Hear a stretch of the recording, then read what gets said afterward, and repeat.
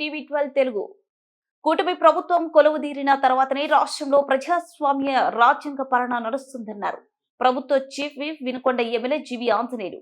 చంద్రబాబు ముఖ్యమంత్రి అయిన తర్వాత 6 నెలల్లోనే వ్యవస్థలను గాడిలో పెట్టి ప్రజాస్వామ్య విలువలను పెంచుతున్నారని, రాజ్యాంగ విలువలను అమలు చేస్తున్నారని తెలిపారు.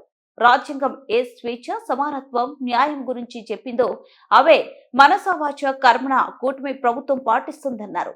వినుకొండ తెదేపా కార్యాలయంలో 76వ గణతంత్ర వేడుకలు ఘనంగా జరిగాయి. ప్రభుత్వ చీఫ్ విప్ జీవి ఆంజనేయులు జాతీయ జెండాను ఆవిష్కరించారు. త్రివర్ణ పతాకానికి వందనం చేశారు. ఈ సందర్భంగా వినుకొండ రాష్ట్ర ప్రజలందరికీ గణతంత్ర శుభాకాంక్షలు తెలిపారు. విద్యార్థులకు చాక్లెట్లు, మిఠాయిలు పంచిపెట్టారు. మనకి డాక్టర్ బిఆర్ అంబేద్కర్ గారు భారతదేశం గర్వించదగ్గ, ప్రపంచం గర్వించదగ్గ ఒక గొప్ప ప్రజాస్వామ్య దేశంలో ఒక గొప్ప రాజ్యాంగాన్ని రచించారు.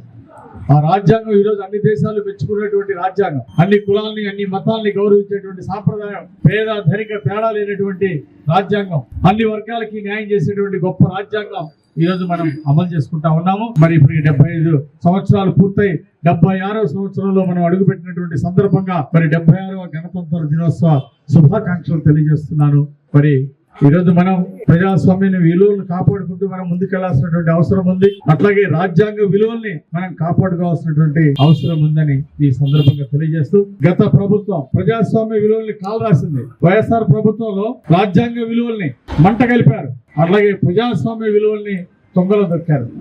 ఆ విధంగా ప్రజాస్వామ్యానికి అగౌరవం జరిగింది. అలాగే రాజ్యాంగ విలువల్ని అమలు చేయకుండా అన్ని వ్యవస్థల్ని సర్వనాశనం చేశారు వైఎస్ఆర్ పాలన 5 సంవత్సరాల్లో. కానీ ఈరోజు ఎన్డీఏ ప్రభుత్వం అధికారంలోకి వచ్చినాక, చంద్రబాబు గారు ముఖ్యమంత్రి అయిన తర్వాత 6 నెలల్లోనే ఇప్పుడు వ్యవస్థలన్నీ కూడా గాడిలో పెట్టి ప్రజాస్వామ్య విలువల్ని మళ్ళీ వినోడింపు చేశారు.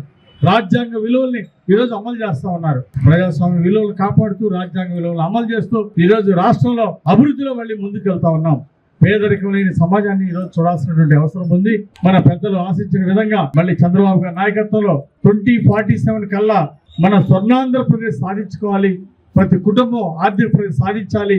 మన దేశంలో ఆంధ్రప్రదేశ్ రాష్ట్రం అభివృద్ధిలో అగ్రగ్రామాన్ని ఉండాలని చెప్పేసి ప్రతి కుటుంబంలో పారిశ్రామికవేత్త ఎదిగే విధంగా మనందరం కూడా ముందుకు నడవాలని ఈ సందర్భంగా కోరుకుంటూ విద్యార్థులకు అభినందనలు తెలియజేస్తూ, నాకు ఈ అవకాశం ఇచ్చిన పెద్దలందరికీ ధన్యవాదాలు తెలియజేస్తూ, మరొకసారి గణతంత్ర దినోత్సవ శుభాకాంక్షలు తెలియజేస్తూ సెలవు తీసుకుంటున్నాను.